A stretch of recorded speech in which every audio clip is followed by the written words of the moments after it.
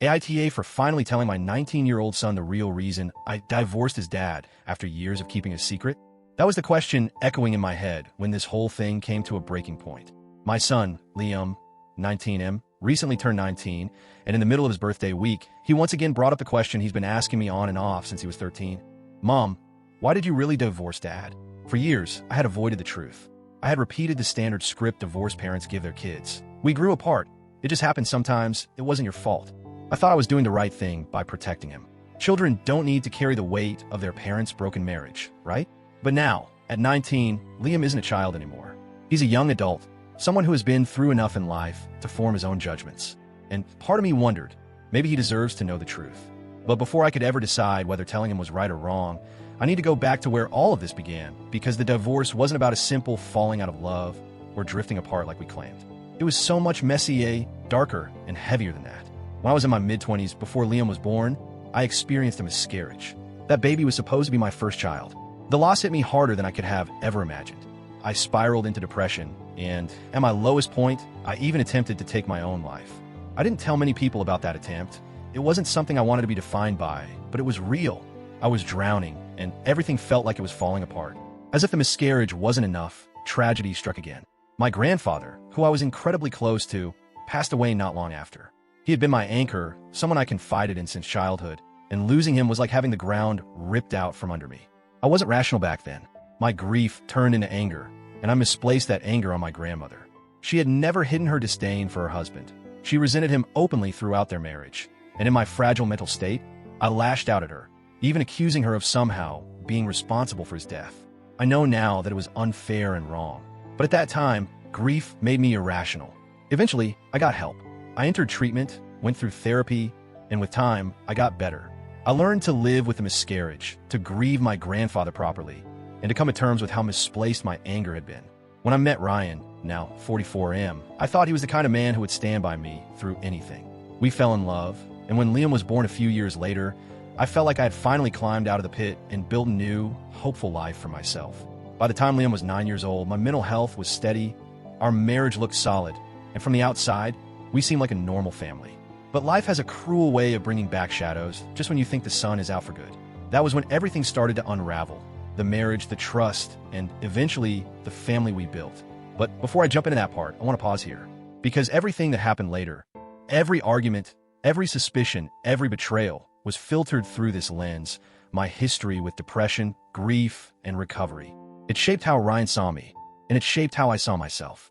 And when the real nightmare began, it became the reason why my truth was dismissed as delusion. And that, I think, is the heart of why Liam deserved to know the truth. By the time Liam, then 9M, was in elementary school, I thought life had finally settled into something stable. My career was moving along, my mental health was no longer fragile, and Ryan, then 38M, seemed like a supportive husband on the surface. We weren't perfect, but we were comfortable. At least, that's what I told myself. And then, the sightings began. It started small, so small that at first, I questioned myself. A man from down the street, one of our neighbors, seemed to appear everywhere I went. I would spot him near Costco while I was doing grocery runs. I'd see him at the cafe I visited every morning before work. Sometimes when I came home late at night, I'd catch sight of him just walking in the opposite direction, far enough to act casual, close enough for me to notice. At first, I tried to dismiss it. Maybe it was just coincidence. Maybe he just lived nearby and had a similar routine. But over time, the pattern became too sharp to ignore. I'd spot him when I was alone in places that didn't make sense. And each time, my chest tightened with that primal fear you can't rationalize away. One night, after putting Liam to bed, I sat Ryan down. I told him everything, that I thought the neighbor was following me, that I felt unsafe, that I couldn't keep dismissing what I was seeing. I expected him to be concerned, maybe even offer to walk me to my car, or help figure out what to do. Instead, Ryan looked at me with this mix of exhaustion and something close to pity. "You're imagining it," he said flatly. "You're doing it again. Just like before, when you thought your grandmother killed your grandfather. You're hallucinating. You're going mental again." Those were his exact words. "You're going mental." I remember sitting there in silence, my throat tightening, heat rising behind my eyes. He wasn't just dismissing my fear. He was weaponizing my past against me. My miscarriage, my depression, my lowest moments were being thrown in my face as proof that I couldn't be trusted with my own reality. I begged him to believe me. I told him I wasn't imagining things, that I knew the difference between grief-fueled paranoia and a man literally showing up everywhere I went.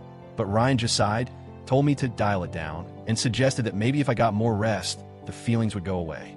The following weeks were some of the loneliest of my life. Every time I saw the neighbor lurking, I carried it in silence longer and longer before daring to bring it up again. I wanted my husband to believe me, to protect me, to even just acknowledge that what I felt was real. Instead, each conversation ended with him raising his voice, telling me I was exaggerating, telling me to stop embarrassing myself. I'll never forget one morning when I was dropping Liam off at school. I spotted the neighbor's car parked down the street. I could see him barely watching. My stomach dropped. When I got home, I told Ryan about it, my voice shaking. Instead of comforting me, he exploded. "Enough. You need to stop this. You're ruining our family with this paranoia." He yelled so loud that Liam came out of his room, eyes wide. I told Ryan I couldn't take it anymore and stormed out of the house, tears blurring my vision. I drove aimlessly for hours, trying to swallow the mix of fear and betrayal eating me alive. When I finally came home that evening, the house was quiet. Ryan was in the living room, talking on the phone in a hushed but urgent voice. I froze at the doorway when I realized what he was saying. "I don't know what else to do. Maybe we should look into a facility, somewhere she can go for a while." "No, I don't think she'd agree voluntarily. I'm saying maybe we don't need her permission." He was talking to his father about me. My heart stopped. I dropped my keys, and he spun around, eyes wide. He hung up immediately, stammering that it was nothing, that he was just worried for my health. But I knew what I heard. My husband, the man I trusted, was trying to figure out how to lock me away. In that moment, I realized two things. First, that I was completely alone in this marriage. And second, that if I wanted to survive, if I wanted Liam to grow up with even one parent who wasn't broken by lies and betrayal, I would have to be stronger than I ever thought possible. And as it turned out, the truth would come crashing down sooner than I imagined. After overhearing Ryan's call with his father, something inside me broke. I didn't confront him that night. I couldn't. Instead, I carried the weight of that betrayal in silence, moving through the days like a ghost in my own home. Every smile I gave Liam was forced. Every "I'm fine" a lie. Deep down, I kept asking myself the same haunting question. Was I really losing my grip on reality? Or was I the only one seeing the truth? Weeks passed, and the neighbor kept appearing. Sometimes it was late at night, just far enough away that I couldn't prove anything to Ryan. Sometimes it was in the middle of the day, when I'd catch him walking across the street, but never approaching. Each sighting dug deeper into my chest, like a knife twisting slowly. I stopped telling Ryan. What was the point? Each time I opened my mouth, it only gave him more ammunition to label me crazy. He looked at me with this hollow frustration, as if I were some burden he couldn't shake. I was no longer his wife in his eyes. I was a liability. Then, one summer, my brother came to stay with us for a week-long vacation. He was always protective of me growing up, and even in adulthood, he could sense when something was wrong. The first night he arrived, I almost told him everything. But the fear of sounding paranoid kept my lips sealed. It wasn't until the third evening that everything changed. It was late, past midnight, and I was getting ready for bed when my brother barged into the room, his face pale, but eyes blazing. "You're not going to believe this," he said, breathless. "There's a man outside, right now. He's been standing across the street, watching the house." My heart dropped. Before I could even respond, my brother was already halfway out the door. I scrambled after him, shouting for him to stop, but it was too late. By the time I reached the front yard, he had already crossed the street and grabbed the neighbor by the collar. I'll never forget the sound of fists meeting flesh, the thud of a body hitting the pavement. My brother was yelling, demanding answers, telling him to stay the hell away from me and my family. The neighbor barely fought back. It was as if he'd been caught red-handed and didn't know what to do. The commotion drew a few porch lights on, neighbors peeking out to see what was happening. Ryan came running out, confusion all over his face, but when he saw the man on the ground, his expression shifted. In that moment, I saw the realization wash over him. The thing he denied for months, the thing he called delusion, was standing right there in the flesh. The police were called, but the neighbor slipped through with nothing more than a warning. He packed up and moved away within weeks. Just like that, the phantom who had haunted my every step was gone. I should have felt relief, and for a moment I did.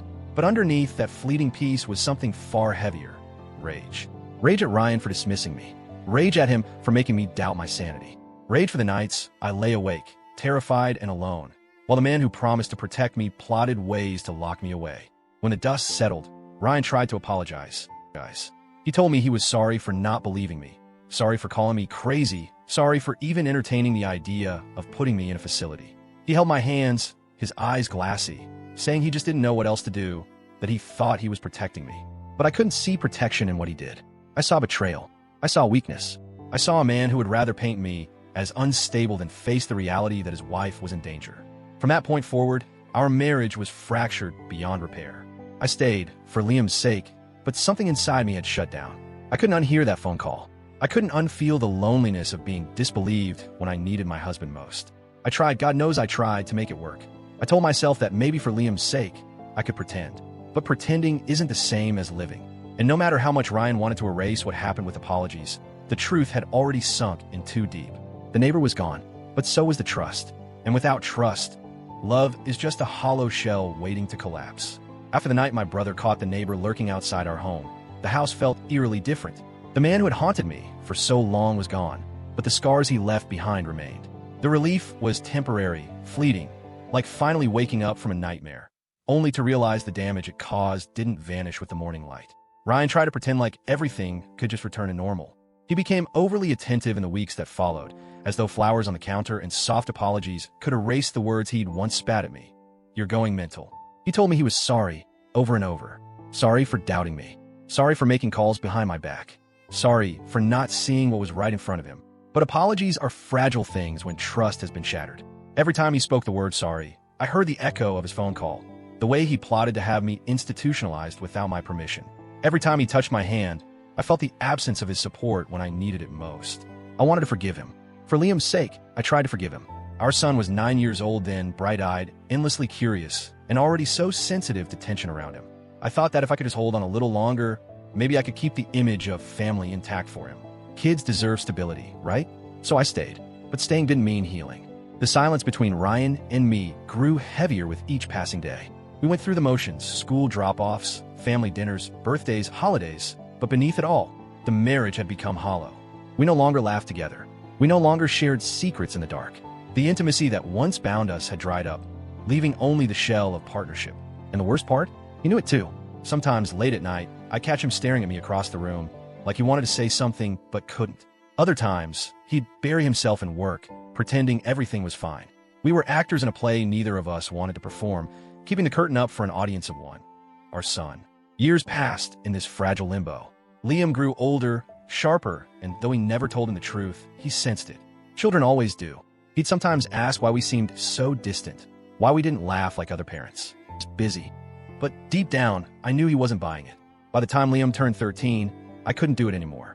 The weight of pretending was crushing me. Every morning, I woke up with a pit in my stomach, knowing that the love we once had was gone for good. The decision to divorce wasn't sudden. It was the culmination of years of decay. When I finally told Ryan, he didn't fight me. He didn't scream, didn't beg. He just looked at me with tired eyes and nodded. Maybe part of him knew this was inevitable. Breaking the news to Liam was the hardest part. I remember sitting him down in the living room, Ryan by my side. His small hands fidgeted nervously, his eyes darting between us. "We just grew apart," I told him softly. "It happens sometimes, but this isn't your fault. We both love you very much." He nodded, but I could see the doubt in his eyes. He was too smart to believe that people just grew apart. He knew there was more to the story, even if he couldn't piece it together yet. The divorce was finalized quietly. No screaming matches, no courtroom drama. Just two people signing papers and dividing lives that had once been entwined. For years after, I carried the guilt of not telling Liam the truth. Every time he asked, I gave him the same answer. We just weren't right for each other anymore. It became a script, one I recited so often it lost all meaning. But deep down, I knew he deserved better. He deserved the truth. And when he turned 19, he finally got it. When Liam asked me again why I had divorced his father, I felt something shift inside me. We were sitting at the kitchen table, sunlight spilling through the window, his half-finished cup of coffee between us. He wasn't a little boy anymore. He wasn't 13, nervously asking questions he didn't know how to process. He was a grown man now, someone with his own thoughts, his own resilience, someone who could handle the weight of the truth. "Mom," he said, his voice firm but not unkind, "I know you've always said you and Dad just grew apart. But that's not the whole story, is it? Please, I deserve to know." For a moment, I hesitated. I looked into his eyes, the same hazel eyes he got from his father, and I saw both the boy I had raised and the man he was becoming. I thought about the years I had shielded him from this truth, believing it was too heavy for him to carry. But now, sitting across from me, he looked ready. So I told him. I told him about the miscarriage, the depression, the spiral that almost cost me my life. I told him about losing his great-grandfather, about misplacing my grief in ways I regretted, about clawing my way back to health. I I wanted him to understand the context, to see that I wasn't a fragile, unreliable woman, just a human being who had survived something unimaginable. Then, with a lump in my throat, I told him about the neighbor, about the endless sightings, the fear that shadowed me every time I stepped out of the house, about how I confided in Ryan, begged him to believe me, only to be dismissed, called crazy, and treated like my mental illness defined me. I watched Liam's jaw tighten, his fists clench on the table as I described how Ryan had raised his voice at me, how he plotted with his father to put me in a facility against my will. My voice shook when I recounted the night my brother caught the neighbor outside, how it proved everything I'd been saying all along. And after that, I finished softly. I tried. I really tried. For you. But I couldn't forgive him for what he did. I couldn't live with a man who would rather doubt me than protect me. That's why the marriage ended. Not because we simply grew apart. Silence filled the room. Liam's eyes were wet, but he wasn't crying. He looked down, pressing his knuckles against his mouth, as if trying to process everything at once. Finally, he spoke. Dad, he really said those things to you? He really tried to. He cut himself off, shaking his head. All this time, I thought it was something small, something normal. But it wasn't. He betrayed you. I reached for his hand, but he pulled away. Not from me, but from the storm inside him. I don't know what to say, he muttered. I don't know how to look at him the same way again. That night, Liam called his father. He didn't scream. He didn't argue. He simply said, I know the truth now. I don't like what you did to Mom. I need some time. And then he hung up. The fallout was immediate. Ryan called me within minutes, his voice furious. How could you? He's my son too. You're poisoning him against me. His mother called the next day, accusing me of tearing the family apart. His sister sent me a string of messages, telling me I should have kept my mouth shut. But through all the noise, I stayed calm. Because deep down, I believed Liam deserved to know. He wasn't a child anymore, and I wasn't going to let him walk into adulthood with half-truths and lies about his own family history. In the days that followed, Liam avoided Ryan's calls. He stayed close to me, quieter than usual, thoughtful. I could see the wheels turning in his mind, the way he replayed conversations, memories, piecing together the man he thought his father was with the man he was now seeing. And though part of me worried that maybe I'd gone too far, that I had burdened him with pain he didn't need, another part of me felt lighter. For the first time in years, there were no secrets between us. The days after I told Liam the truth felt like walking through a storm I had seen coming for years. I knew there would be consequences. I knew Ryan, his family, and probably even Liam himself would struggle to process what I had revealed. But nothing could have fully prepared me for the tidal wave that followed. Ryan was the first to erupt. He called me the same night Liam confronted him, his voice shaking with fury. How dare you tell him that? He's my son too. You're filling his head with lies, poisoning him against me. His words were spit through the phone, each syllable laced with panic and rage. But they weren't lies. For years, I had carried the truth in silence, shielding Liam from the darkest chapters of our marriage. Now that he was 19, I believed he had a right to know, not the sugar-coated version, not the half-story of we grew apart, but the truth about why I could no longer be married to his father. Ryan didn't see it that way. Within days, his mother called. Her voice was sharp, accusatory, dripping with judgment. You've torn this family apart.